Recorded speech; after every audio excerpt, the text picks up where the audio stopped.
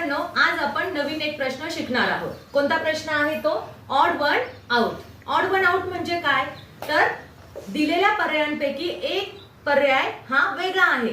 तीन पर्याय जे आहेत ते तीन पर्याय एकमेकांसोबत रिलेटेड आहे. फॉर एक्झाम्पल समजून घ्या. पहिलं उदाहरण देते मी तुम्हाला. LION लायन, ROSE रोज. तिसरा आहे DOG डॉग आणि चौथा आहे CAT कॅट.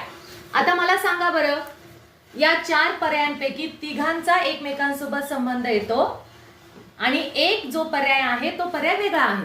सांगा बरं, कोण सांगतं? हा, कुणाल.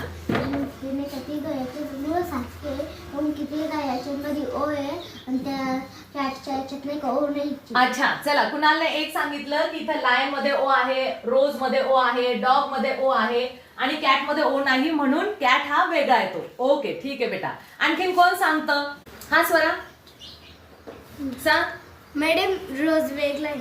रोज वेगळा वाटतो तुला, का बरं बाळा? मॅडम नाही का, कॅट नाही का पाळीव प्राणी आहे आणि नाही का लायन नाही का जंगली प्राणी आहे. फक्त रोज नाही का वेगळा आहे. वेगळा. आणि डॉग कोण आहे? डॉग पण पाळीव प्राणी आहे. लायन प्राणी आहे, कॅट प्राणी आहे, डॉग प्राणी आहे. फक्त रोज काय आहे? फूल आहे.